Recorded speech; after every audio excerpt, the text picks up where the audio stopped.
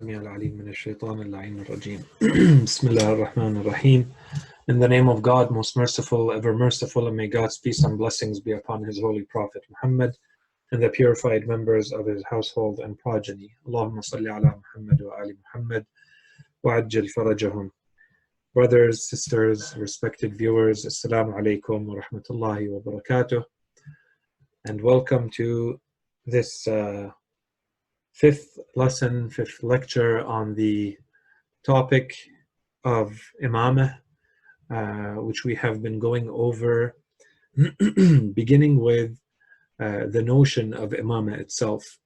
So we spent a little bit of time trying to understand the different ways that the two big schools of thought in Islamic theology have dealt with the issue of imamah, and how they understand imamah, and how in one way it was considered much more of a political leadership role or status or position, while in the other school of thought, the Shi'i school of thought, from the beginning it was considered much more of a theological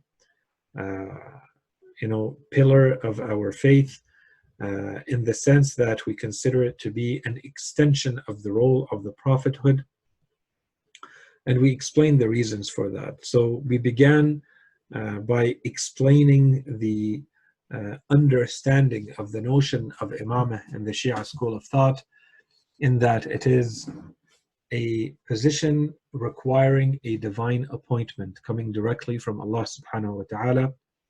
And without that divine appointment, we do not consider the person to have become valid or legitimately in the position of imamah. So the imam cannot be someone who is legitimately representing this religion, representing the extension of the role of prophethood, if it is not someone who has been appointed not only by the Holy Prophet ﷺ, but appointed by Allah subhanahu wa ta'ala. The second trait of this person who holds the role of imamah, we said it needs to be someone who is therefore infallible. Someone, in order to represent this religion and to play the same role as the one played by the Holy Prophet, is going to be someone who absolutely needs to have the same type of infallibility as the one we presented when we talked about prophethood in general. Prophets need to be infallible, otherwise they cannot be trusted with the message and the teachings that they are communicating to humanity, and they cannot be really taken as role models. And that's one of the purposes why Allah subhanahu wa ta'ala sends prophets, is that they are emulated, is that they can be followed, not only in the teachings that they are providing and communicating to humanity, but also in the manner in which they conduct themselves. And they therefore become a true role model. They personify the teachings that they are providing to human beings.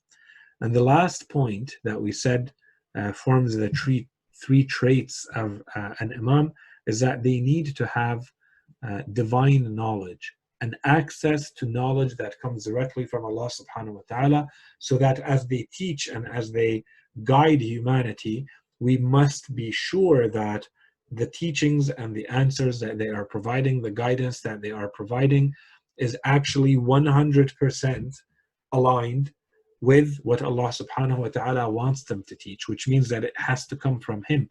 It cannot be the type of knowledge that you and I can acquire simply by reading books and by thinking and by doing research. That type of knowledge, this is called acquired knowledge, hasuli. This ilm hasuli, is always open to gaps, being incomplete, being mistaken, intentionally or unintentionally. So when we need someone to play the role, this divine role of imamah, it absolutely needs to be someone who meets all of those three criteria. And then we went on to establishing each one of these criteria with reason and with scripture, basically. So we said, from a rational point of view, if the Holy Prophet was unable, because of the circumstances, not because of any shortcomings on his side, but because of the circumstances in which he had to deliver this religion and to teach humanity. And he only had 23 years that were extremely eventful and extremely difficult on him and on his followers, who were not always able to, first of all, capture and collect and write down everything that he said or did. And two, they were not always at the maturity level required to understand how this may be useful for future generations. And so in order to preserve it and to have the maturity to understand how this may be applicable, that this, what he just did here, the manner in which he spoke or the manner in which he conducted himself, would become a principle from which you can derive all sorts of applications that would only become clear later on. And so this was not really entirely clear to all the followers of the Holy Prophet during his time. And we saw examples of the difficulties that he encountered all the way until he passed away, leaving the Islamic world in a state where the Muslims can't even agree on the exact manner in which the Holy Prophet performed his wudu, which would be something that he would perform on a daily basis, perhaps multiple times a day in front of his followers, again and again every single day until the end of his mission, until he leaves this world. And it is not something that anyone would have anything to gain from if they are to distort or to communicate that in an incomplete manner and in a manner that is not clear and exactly matching the Holy Prophet's actual wudu. And yet we see that there is so much discrepancy about something as simple and as straightforward and as non-related to things of power and money and reputation as wudu, and still the Islamic world was unable to completely reach a consensus of exactly how the Holy Prophet was performing his wudu. All of that to say, and this, so therefore apply that to every other teaching in Islam, and you will see the need for someone to remain after the Holy Prophet and to continue his mission, so that with time and over generations, the truth becomes clear to those who are really looking for the truth. And if there are distortions, if there are things that are incompletely communicated to people, that all of that would be clarified and will be made very distinct.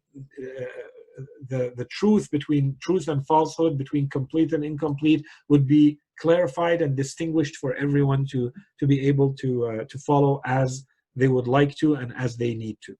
So we said that there's a need, there's a necessity for this person to continue, and in order to continue the mission of the Holy Prophet, they need to carry the same main characteristics and traits that we find in prophets.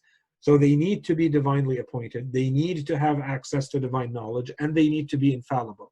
And then we went on to prove each one of these points individually. So we proved that in the time of the Holy Prophet, how there was a divine appointment of the person to continue the role of the Holy Prophet very clearly, in a manner that leaves no ambiguity to anyone at that time, which was the appointment of Imam Ali alayhi salam, which happened multiple times, numerous times, with one time being the most public and the most forceful and the most open, so that there is absolutely no more confusion or no more questions or doubts about the issue.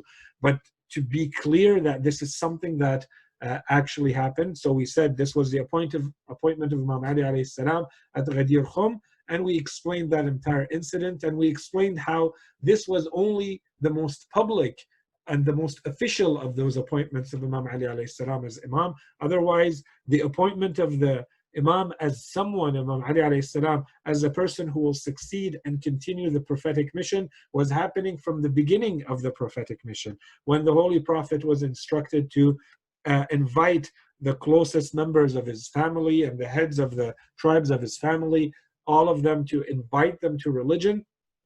And this was at the very beginning of the public invitation to Islam.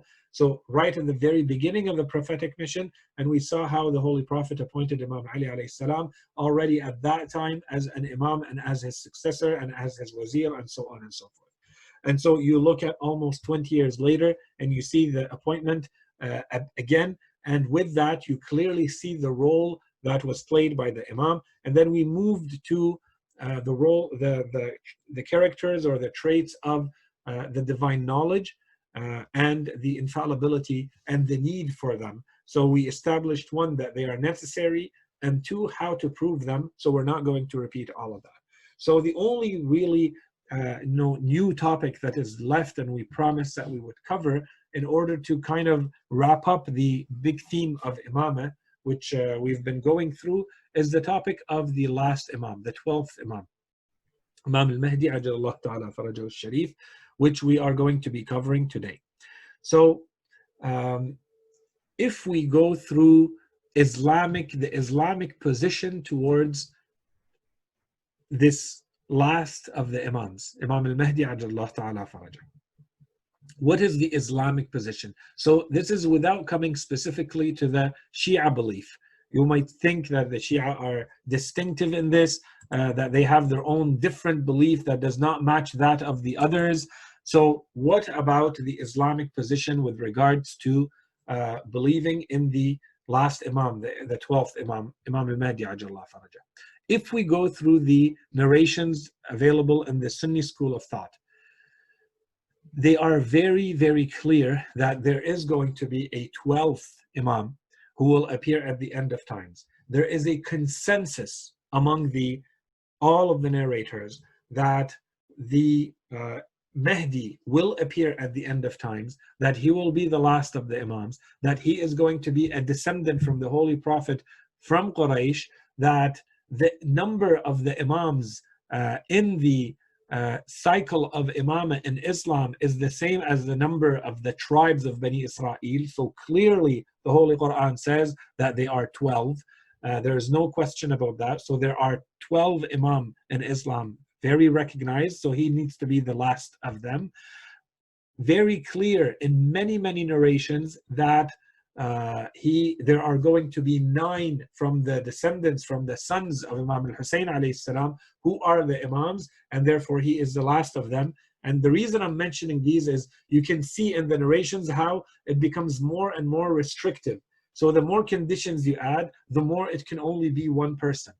Okay, so now the only thing I would add here is in the Sunni school of thought, there are some narrations, but compared to the ones that talk about Imam al-Hussein, there are very few and not considered as authentic. But a few narrations are there saying that he is of the sons of Imam al-Hasan, of al-Hasan.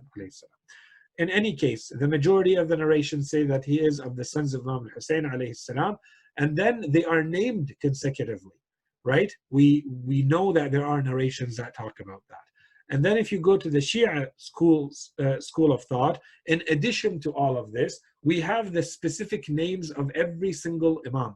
So there is no more any doubt. You can't even skip from Imam al-Hussein to Imam al-Mahdi with maybe some ambiguity in between them. We know them. We know what their characters were. And then we have, in the case of every Imam, clearly stating who the next Imam is going to be. And as we said, for every Imam, once you are an Imam, then whatever you say and whatever you do becomes valid and legitimate as a source of knowledge and authority. So if you say so-and-so is the Imam after me, it's like the Holy Prophet or the Holy Quran saying so-and-so is the Imam. Okay? And so this is clear from both sides of the Sunni and the Shia schools of thought that there is going to be an Imam, and that he is going to be of the descendants of the Holy Prophet through Imam Ali, through Imam al-Hussein alayhi salam, and he is going to be number 12 in the cycle. Now, if we concentrate on Imam al-Hujjah ajallahu ta'ala farajahu al-sharif, his name, the Holy Prophet tells us that his name is the name as the Holy Prophet. His nickname is the same nickname as the Holy Prophet. And he's also known as the one al-Qa'im ajallahu ta'ala farajah. Al-Qa'im is the one who rises.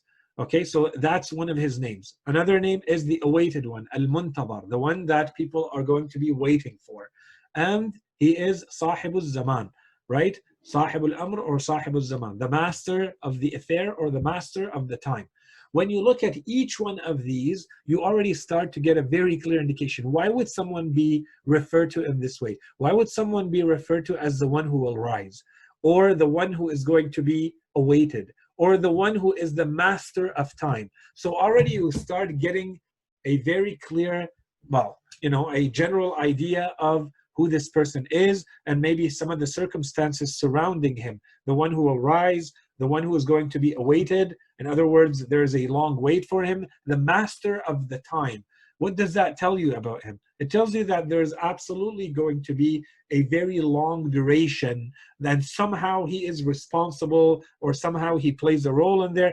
And of course, once we combine that with what we know today, after the fact, very easy to say that there is going to be a ghaiba, an occultation, and that, today his age is, in the 12th century, around there. So he's been alive for 12 centuries. Now it makes perfect sense why he would be referred to in both the Sunni and the Shia school of thought as the master of the time or the awaited one.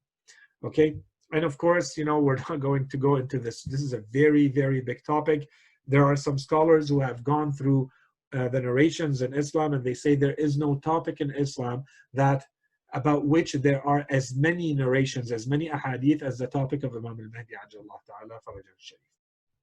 Just so that you know. So we're barely scratching the surface about this topic, but I think it's still important at least to give this broad overview. The first point we want to cover is this point of the global rule or the divine rule. When we talked about the topic of prophethood, we said that Allah subhanahu wa ta'ala has sent the guidance to humanity through prophets.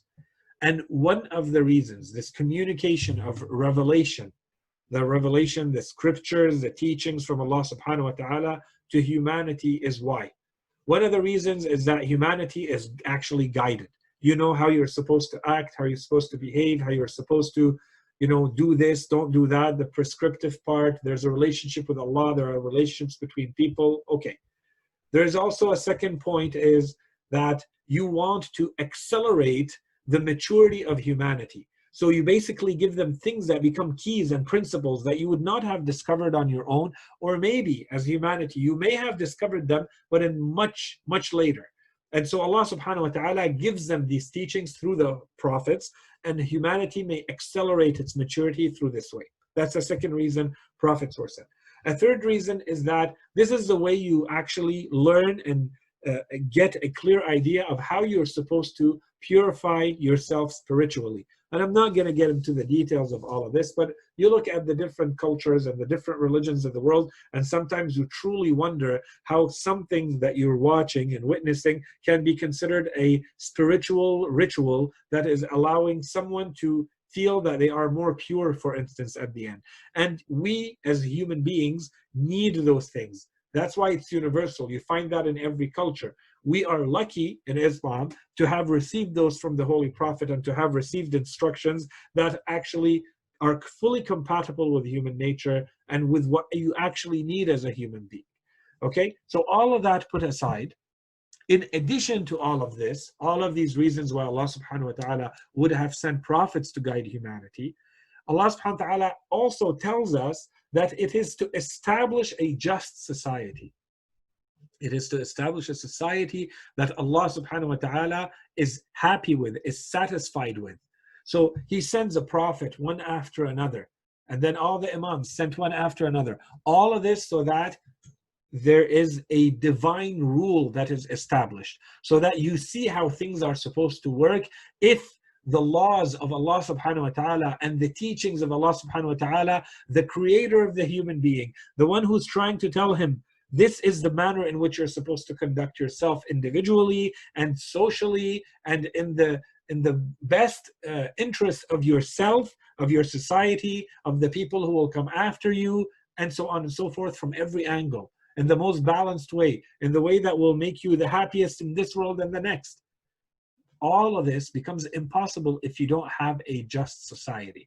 And the more unjust that society is, the more you are going to have barriers preventing you from living the life you're supposed to live. You can try to be the best person you possibly can, but because you're stuck in a society that is unjust, to that extent, you're going to have barriers and obstacles preventing you from actually going towards Allah subhanahu wa ta'ala in the most optimal way. And that's why there is this insistence and importance on establishing a rule, a divine rule, where you have basically a platform, a foundation in order to move towards Allah subhanahu wa ta'ala in every angle. So you have the economy, you have the politics, you have the law, you have, social development, the education system. Every angle that you could think of would actually be taken care of properly if humanity were to follow.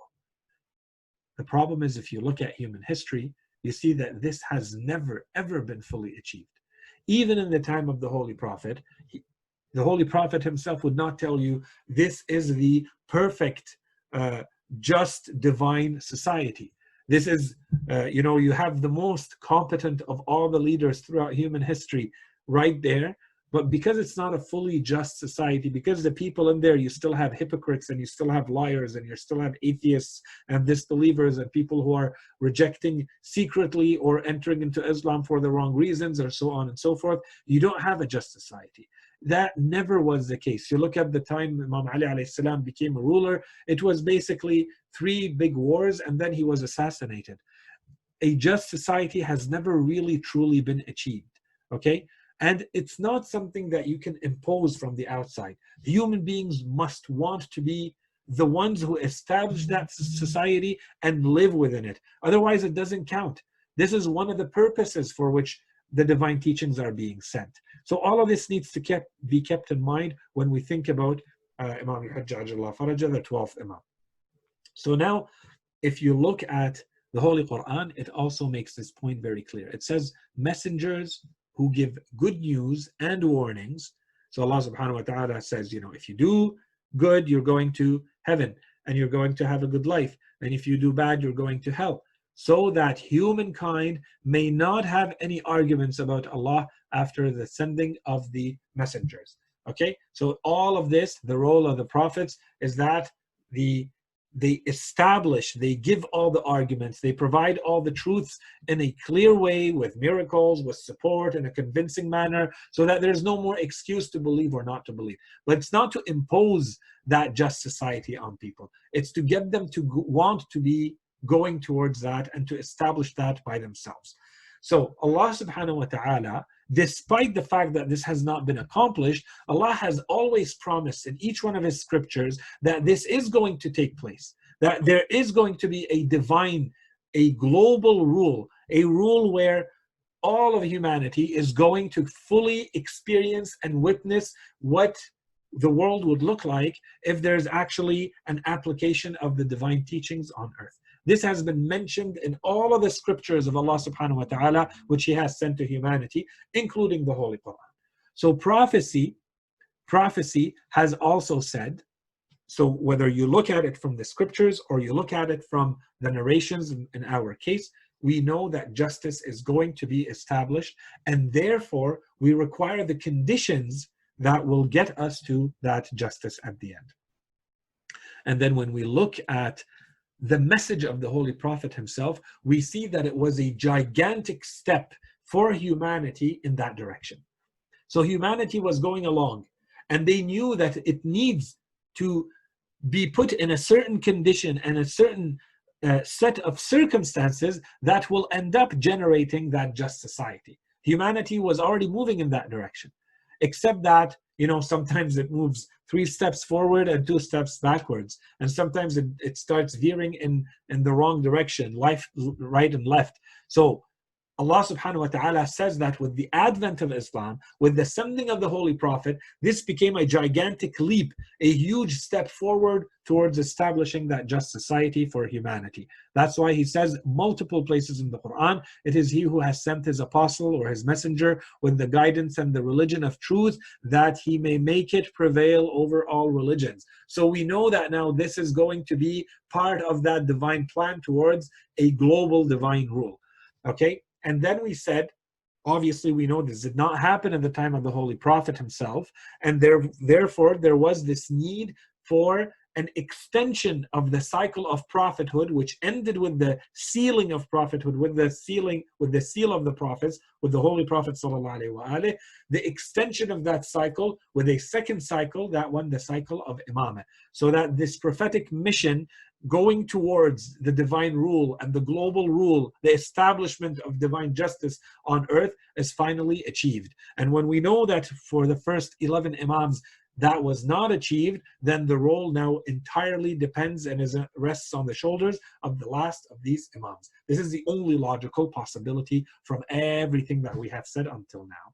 And if you go back to the narration, so this is more of a rational presentation or argumentation. And if you go to the narrations, then this becomes very, very clear. There's no doubt about it. So in the Holy Quran tells us in multiple instances that this divine rule, the divine world where the divine teachings are actually applied consistently to establish justice on earth, is going to take place. Allah subhanahu wa ta'ala says, chapter 21,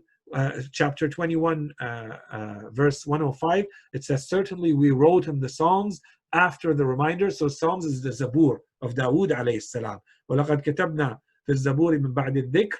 Certainly we wrote in the Psalms after the reminder, indeed, my righteous servants shall inherit the earth. Has this happened? No. But Allah subhanahu wa ta'ala is saying that this is a divine promise, that this is going to happen. The righteous servants are going to inherit the earth.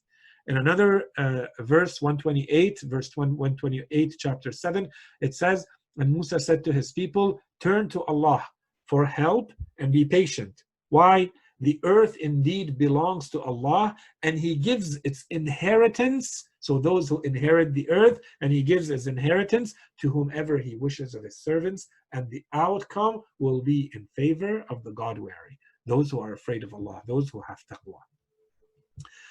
Another verse, 28:5, it says, and we desired, Allah subhanahu wa ta'ala says that He wanted to show favor to those who were abased in the land, those who were forced to seem like they were lowly and submitted to others, those who were abased in the land, and to make them imams and to make them the heirs, to make them the ones who inherit the land.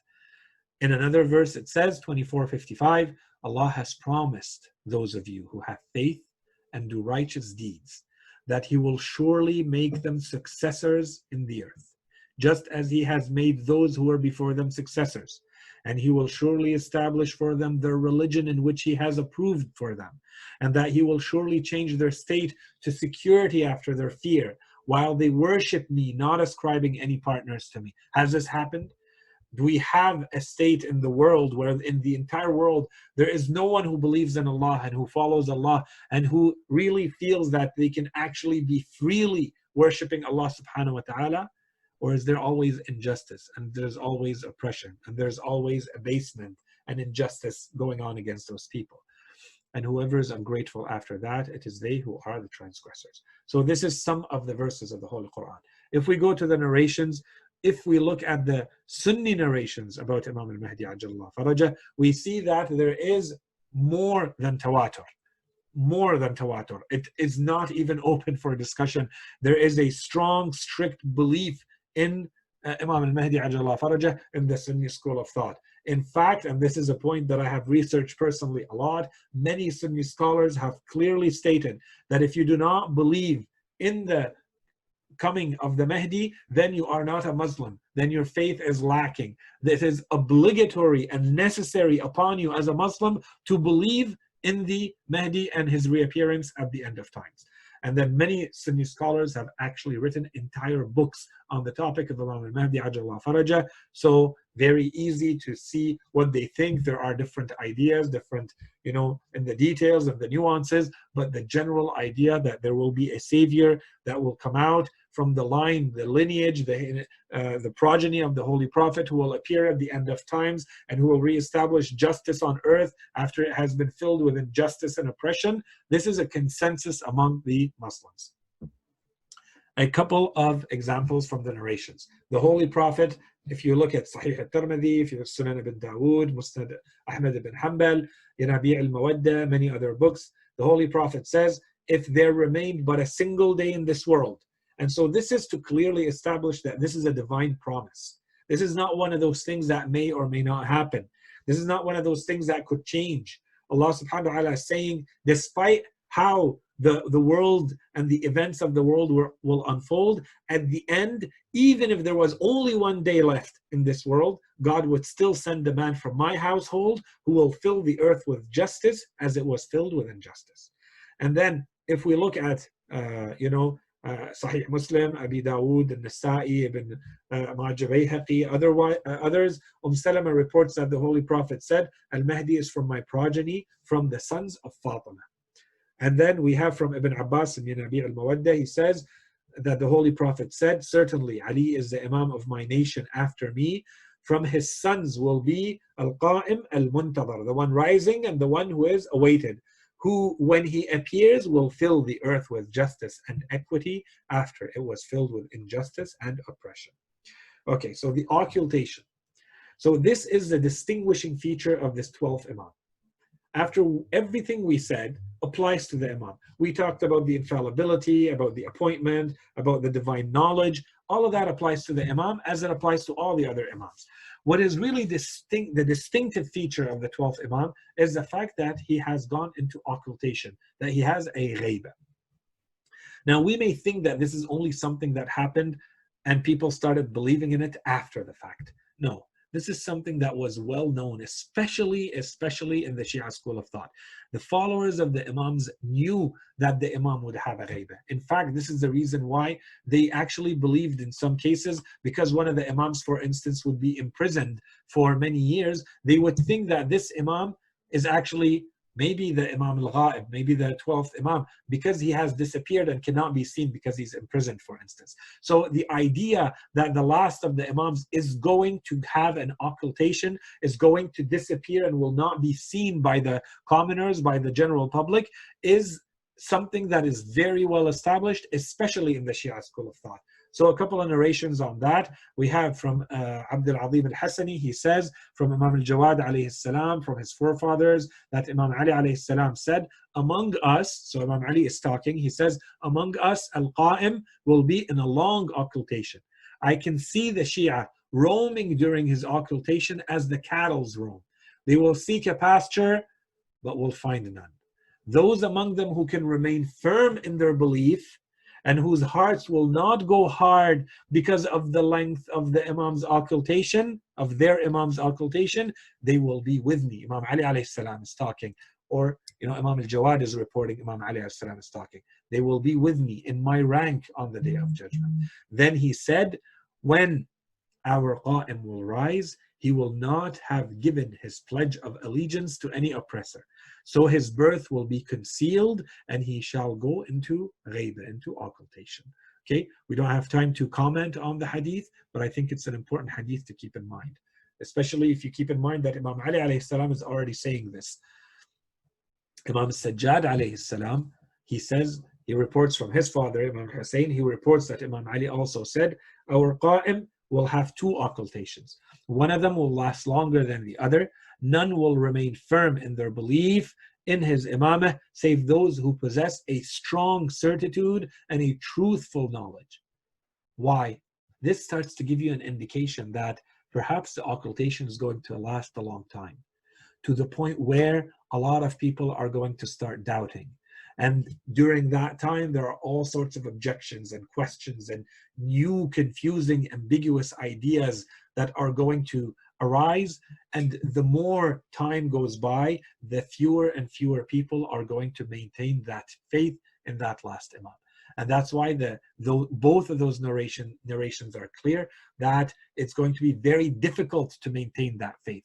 Only those who are very strong in their certainty and their belief and their knowledge about that Imam are not going to lose that faith in that last Imam. Okay, and so we continue with the idea of this occultation. Again, we don't have a lot of time to go through this. I think the points are very clear. If we look at the history of the Imams, from the time of Imam Ali alayhi salam, their lives, Imam al-Hasan, the Imam al-Hussein alayhi salam, the events of Karbala, and then each and every one of the Imams and how they were dealt with by the people of their time. Imam al-Hasan alayhi salam was almost assassinated by the closest people and those who were considered to be his companions. They turned against him. They thought that it was a wrong act for him to force a peace treaty with Muawiyah, for instance. At the time of Imam Hussein alayhi salam, how did that society, how did that nation of Muslims, how did they deal with Imam Hussein alayhi salam? How many were actually with him at the end? If you look at the life of Imam al-Sajjad, was he not martyred at the end? Imam al-Baqir, Imam al-Sadiq, Imam al-Kadhim, Imam al-Rida, Imam al-Jawad. Each one of them, you look at the oppression, the difficulties, the assassination attempts, the imprisonments, all of them, one by one, you see all of them, the difficulties they faced, and at the end they were all killed. Each and every one of them. They, since the time, perhaps of, Imam actually starting even with the Umayyin, but it was mostly the Abbasiyin who started, utilizing, monopolizing the idea of the Mahdi. They knew, the Khulafa knew that there's going to be a Mahdi sent at the end of times. And there's a trend in history for those who are, really interested in history. If you dig enough in history, you will find a trend that, especially some Umayyin started that, but it was during the time of the Abbasiyin that there's a trend that is very clear in how they started calling their sons either their real name or their nickname as al-Mahdi. So that, because they know that there are so many people in society who are waiting for this Mahdi, that they are trying to get them to follow this person, and then they become the Khalifa, and that person is, a lot more followed on a religious ground, on a religious foundation. Okay, so they knew the expectation of the general masses as well as the tyrants of the Khulafa. They knew that there is going to be an Imam by the name of Al-Mahdi who is going to appear at the end of times, and that, these and those are his characteristics as explained by the Holy Prophet, and as is well known at the time of the Imams who continued to teach all of this. And then you go all the way to the time of Imam al-Hasan al-Askari alayhi salam. So Imam al-Hadi and Imam al-Hasan al-Askari were under very severe circumstances. The manner in which they lived, they were basically imprisoned in their own homes. They were they could not move, they could not travel, people could not get in and out of their houses or visit them, or so on and so forth. And so if you look at all of this combined together, you see that all the way down to Imam al-Hasan al-Askari alayhi salam, there were never really any conditions allowing any of the Imams to establish this divine rule on earth. Okay, the conditions were always against them. And if all the hope for humanity is now going to rest on this one last divinely appointed, individual who is performing the divine mission, then this person needs to be protected. This person cannot be martyred like the other Imams were martyred. He cannot be oppressed and treated unjustly and prevented from performing his mission. So what happens? At the time of Imam al-Hasan al-Askari alayhi salam, through a series of circumstances that can be considered miraculous, the Imam alayhi salam is born, and in a way that is almost unknown to the majority of the people. Imam al-Hasan al-Askari alayhi salam informs only the closest of his companions, and he tells them to go and tell the most trustworthy of the Shia living in other lands that the Imam, the final Imam, the 12th Imam, has now been born. Okay, so only the select few were made aware of this, and then afterwards, very quickly, the Imam went into his first occultation. At a very young age, perhaps around, the age of 5 years, the Imam, when his father, Imam al-Hasan al-Askari alayhi salam, passes away and he becomes an Imam, right away he goes into hiding and he starts to interact with the Shia and the followers who are trying to seek his guidance and his teachings. He interacts with them through a selected, appointed representative. In Arabic, they refer to them as the Nuwab al-Arba'a. So he appointed one person and he told everybody, this is my only representative. I meet with this person and he meets with me. And whatever questions, concerns you may have, you can go through him for those. And he will get them to me if need be, if he needs to consult me and get to me. Once the first person passed away, the Imam appointed a second, and then a third, and then a fourth. When the fourth of the representatives of the Imam was about to pass away, and the Imam informed him that is going to happen in about 5 days, and you're going to pass away, from this point onward, I will no longer select anyone appointed to represent me after this. So for that, you have to go back to the specialist of the hadith of Ahl al-Bayt in general. So the Imam is no longer going to have a selected person that he appoints by name and says this person is going to represent me. And from that point on, and this was about 69 years and some months, so we say generally speaking 70 months, 70 years, about 7 years for those 4 representatives to play their role. And at the end of that was the beginning of the long, great occultation, which is the Ghaiba al-Kubra, the Ghaiba that the Imam is still in right now, so that we cannot see him and we don't have a direct representative from the Imam to interact with the Imam directly through. So why would the Imam go into this occultation? Based on everything we said, the main reason should become clear. It's that Allah subhanahu wa ta'ala wants to make sure that this Imam is going to be protected from the tyrants, from the oppressors, from the people that are going to most likely cause conditions at the end of which he is going to be killed, martyred, assassinated, just like every single Imam before him. So Allah subhanahu wa ta'ala creates conditions so that he is protected and preserved. He defends him against all of this until the time is absolutely right for him to rise and be able to play that role, okay, to perform his mission as Allah subhanahu wa ta'ala wants him to perform this mission. And this idea that maybe we ask, so why did it happen?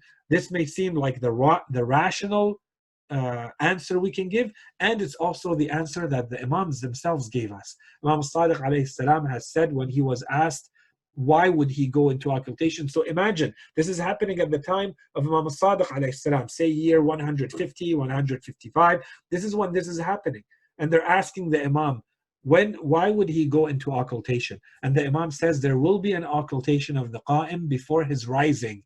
The narrator says, and why is that? The Imam answered, because he fears the slaying of himself. Not in the sense that he fears because he's afraid of dying. Of course, the Imams are not afraid of dying. He fears that if this happens, then that's it. Humanity's hope of actually reaching that end result of having justice established on earth disappears. He is the last hope of humanity for that. And then there are, of course, many, many other reasons mentioned. This is the main reason for the ghaiba. One of the reasons, as we said, is that it's very difficult for people to maintain their faith when the ghaiba lasts this long. So Allah subhanahu wa ta'ala uses this ghaiba as a test. This is a challenge. Are you actually going to continue to believe in him? More than that, are you actually going to continue to believe in religion? If someone has disappeared for this long, are you going to actually still think that the prophecy is going to happen? Are you even going to continue to believe in God and religion? See, it becomes a test for humanity.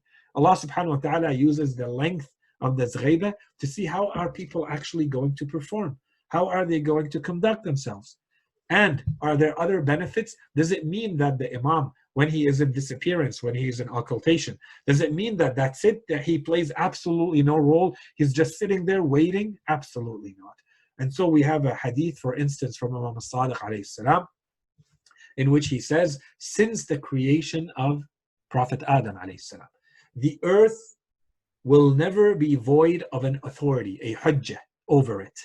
At any given time, since Prophet Adam alayhi salam, Imam Sadiq alayhi salam says, there has never been and will never be a time where there is no hujjah on this ground, when there is no person who represents God on this earth, either apparent and known, so apparent as in someone who is seen, who is known as being the hujjah of Allah, the representative of God on earth, or unseen and hidden. He may be unseen. People can't see him, but he's still there. He might be in hiding, but he's still there. He's performing his duty. And it will never be void. This earth will never be void of a hujjah until the time of the hour, which is Yawm al-Qiyamah. And if it were not for this, Imam Sadiq says, God would not be worshipped. And this could be interpreted in all sorts of ways. It could mean that it is through him and his hidden, invisible to us guidance of humanity that Allah subhanahu wa ta'ala continues to be worshipped in the right way. He is the one who kind of steers within the hidden hand that he plays in the affairs of the world. He steers people so that they continue. There are at least some groups of people who continue to worship Allah subhanahu wa ta'ala as he should be worshipped. And of course, another interpretation of this is that No one on earth actually worships Allah in that manner. Only the Hujjah of Allah subhanahu wa ta'ala knows how to worship Allah subhanahu wa ta'ala in a manner that He deserves to be worshipped, that He is worthy of being worshipped. And because of this, in other words, people don't deserve to live. There is no reason for this whole world to exist if it were not for Allah subhanahu wa ta'ala to be worshipped. And if no one is worshipping Allah except this person, then the presence of this person is the only reason why this whole world exists.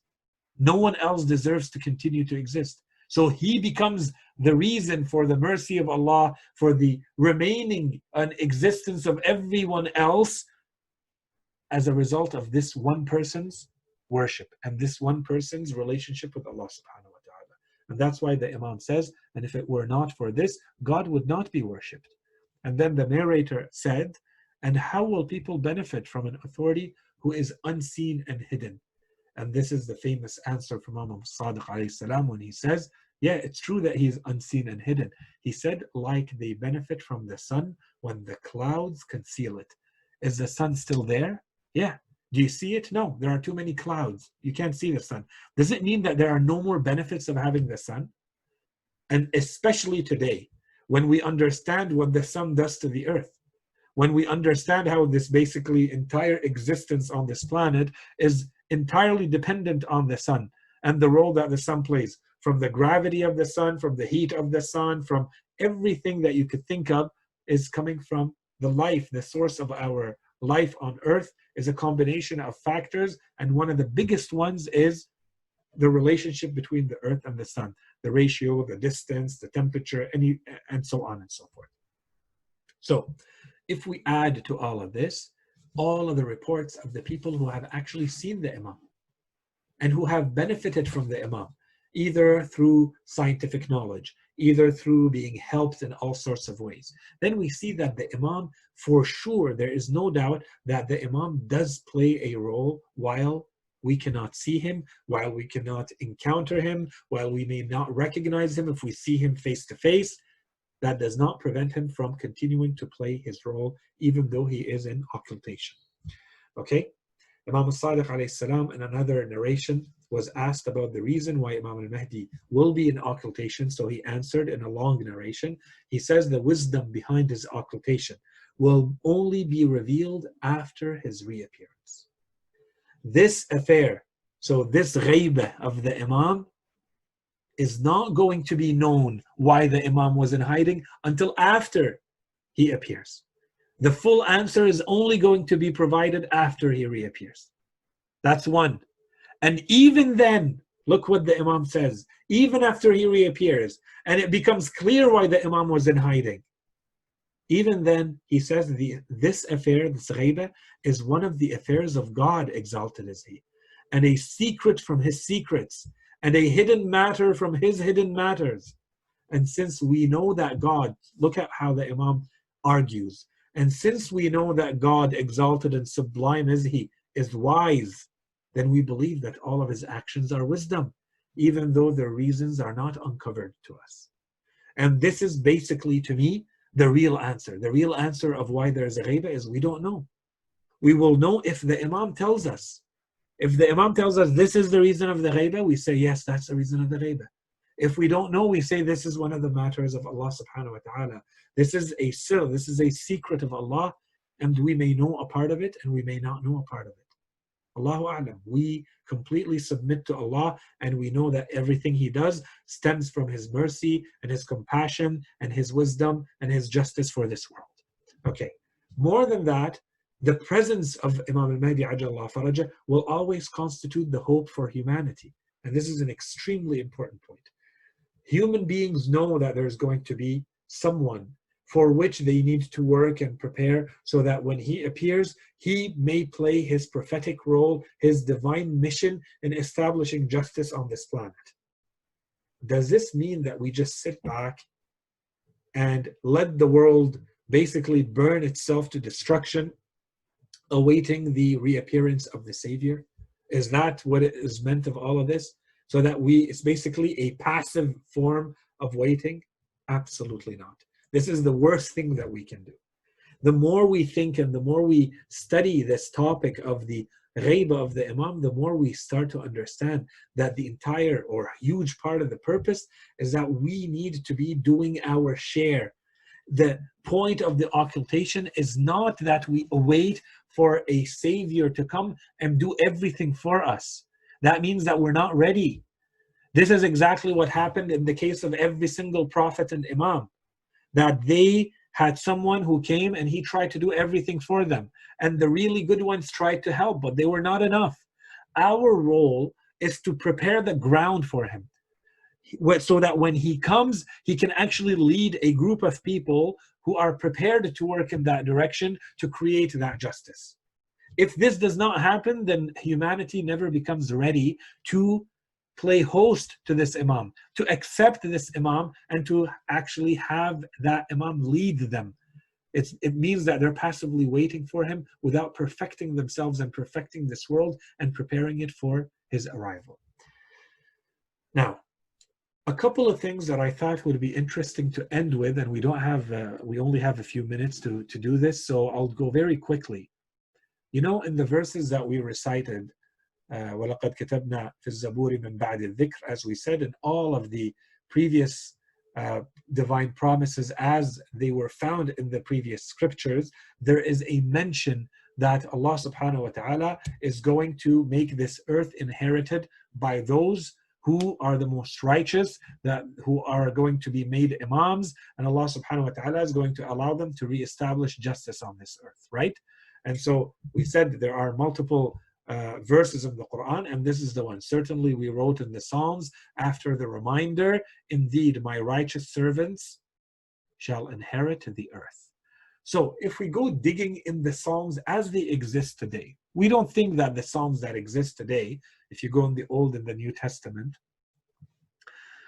of course we don't think that they match. But if we dig through them, this is what I was trying to do. If we dig through them, what do we discover? What do we find out? Are there any mentions that may be talking about this awaited savior and what happens at the end of times or not? So here I decided I will just read very quickly some parts that I think some of them may be interpreted as being about the Holy Prophet ﷺ, and others it's ambiguous. It could be about the Holy Prophet, or it could be about the awaited Savior, the one who will appear at the end of times to reestablish justice on earth. So let's read them together. I don't have too much time to comment. Please think about them. Go read them by yourself. So the first one is in the book of Daniel 7 verse 8, and it continues there. And of course, I didn't quote everything. I would invite you to go and read more, but these passages I thought are much more interesting. He says, as I looked, so this is what he is describing as kind of a prophecy or a vision that he had, okay? So he writes, he says, as I looked, thrones were set in place, and the Ancient of Days. Who is this Ancient of Days? Could it be the Master of the Time? The Ancient of Days took his seat. His clothing was white as snow.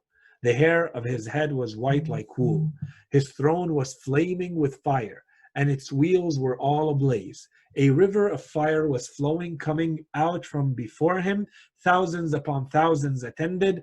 10,000 times 10,000 stood before him. The court was seated, and the books were opened. In my vision at night, I looked, and there before me was one like a son of man, coming with the clouds of heaven. He approached the Ancient of Days and was led into his presence. He was given authority, glory, and sovereign power. All nations and people of every language worshipped him. His dominion is an everlasting dominion that will not pass away, and his kingdom is one that will never be destroyed. That's one passage. Another passage in John 16, and this one is called the work of the Holy Spirit. But very truly I tell you, it is for your good that I am going away. Isa alayhi salam telling his disciples, unless I go away, the advocate or the comforter, that's how you find it in different translations, but literally it means the great one, okay? Unless I go away, the advocate will not come to you, or the comforter will not come to you. But if I go, I will send him to you. When he comes, He will prove the world to be in the wrong about sin and righteousness and judgment. But when he, the Spirit of truth, comes, he will guide you into all the truth. He will not speak on his own. He will speak only what he hears, revelation, and he will tell you what is yet to come. So he prophesizes. Okay, so who is this person that Prophet Isa alayhi salam is referring to as the comforter, as the advocate, the one who can only come after Isa alayhi salam leaves this world, and who will guide with the Spirit of truth in this manner, only saying what he hears. Okay? And another one, in another passage in Revelations 3:14, this is Al-Amin As-Sadiq. Look at the words. This is what they would translate to. These are the words of the Amin, the faithful and true witness, the ruler of God's creation. Okay? Anyways, so again, I would invite you to go and see them. And then this is the last passage, and I'll stop with this. In Psalms 72, this is the Zabur. Psalms is the Zabur. Okay, this is another interesting passage right from the beginning. Psalms 72, verse 1. Endow the kind with your justice, O God, the royal son with your righteousness. This is the prayer. Okay, watch the prayer. Endow the kind with your justice, O God, the royal son with your righteousness. May he judge your people in righteousness, your afflicted ones with justice. May the mountains bring prosperity to the people, the hills the fruit of righteousness. So remember, I'm sure that many of you have heard at the end of times when the imam appears and justice is reestablished, how the treasures and the bounties and the ni'am of the earth is all going to come forth, and it will be very easy, and there's no more going to be a need for money, and so on and so forth. Okay, look at the words. May he judge your people in righteousness, your afflicted ones with justice. May the mountains bring prosperity to the people, and the hills the fruit of righteousness. May he defend the afflicted among the people and save the children of the needy. May he crush the oppressor. May he endure as long as the sun, as long as the moon, through all generations. Who can this be said about? Who can this apply to? May he be like the rain falling on a mown field, like showers watering the earth. So this is the need. Imagine a ground, crops that really need that water, and finally it comes. In his day, may the righteous flourish and prosperity abound till the moon is no more. May he rule from sea to sea and from the river to the ends of the earth. May the desert tribes bow before him and his enemies lick the dust. May the kings of Tashish and of distant shores bring tribute to him. May the kings of Sheba present him gifts. May all kings bow down to him and all nations serve him. For he will deliver the needy who cry out, the afflicted who have no one to help.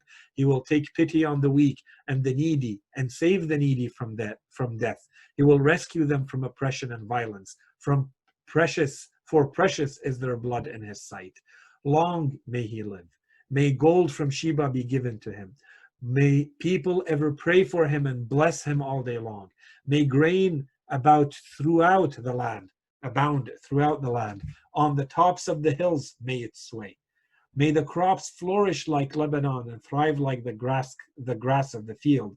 May his name endure forever. May it continue as long as the sun. Then all nations will be blessed through him, and they will call him blessed. As I said, I think this may be potentially applicable to the Holy Prophet ﷺ, or to the 12th Imam, the one who will reappear to reestablish justice on earth. With this, we have completed the main topics that we wanted to cover regarding Imam al-Mahdi Ajjallahu Ta'ala Farajahu al-Sharif, as well as the general topic of Imamah. I will invite you now, dear brothers and viewers, to, over the next couple of days, please let me know how you would like to proceed. So we can either begin with the topic of the last of the topics that we wanted to talk about in the system of beliefs that we're explaining, which is the afterlife. So either we begin with the afterlife, or we can spend 1 or 2 or 3 lectures to complete any of the topics that we have covered until now. So we can talk about anything and everything related to the topic of imamah or nubuwah in general, or the nubuwah of the Holy Prophet, or anything related to the existence of Allah subhanahu wa ta'ala and his attributes. Anything related to any of this, we may spend a couple of lectures on, and then inshallah the next topic that we will enter is the topic of the afterlife. So I'm going to let you think about that, giving you a couple of days. If you already know, let me know after I prepare the next couple of lessons inshallah, or we just continue with our plan and we begin the topic of the afterlife the next time we meet. Keep me in your prayers. I will keep you in mind inshallah. Allow me just to see, quick question. Do you recommend any books to learn about Imam al-Mahdi ajallahu ta'ala farajahu al-sharif? This is an excellent question. The topic of Imam al-Mahdi ajallahu farajah is a fascinating topic. And yes, there are many books. I will post a couple of them on our group. It depends. So if you're looking more to answer the main objections related to Imam al-Mahdi, the fact that he exists today, that he is an occultation, and that there is no issue with the fact that his occultation has lasted for this long and may last for a lot longer, that there are no issues with that, then there are some books that talk about that. For instance, there is a book by Sayyid Muhammad Baqir al-Sadr that talks about, the awaited savior, for instance, and many other books to that regard. There are other books that talk about another topic that I think a lot of people are fascinated with, which is the signs of the end of times, not in the end of times meaning the end of the world, but the signs that happen leading to the reappearance of the Imam. There are many books about that, many more in Arabic, not that many in English related to that, and I can maybe write a couple of them down. And then there are, generally speaking, the general books related to Imam al-Mahdi ajallahu farajah that just generally speaking talk about a little bit of his biography and that give an overview of his occultation and the role he plays while he is not seen by us, as well as some of the times, the signs of the end of times. And I can write a couple of those too. So inshallah, I will post those books on the group. Wa sallallahu ala Sayyidina Muhammadin wa ala alihi at-tayyibin at-tahirin. Allahumma salli ala Muhammad wa ala Muhammad.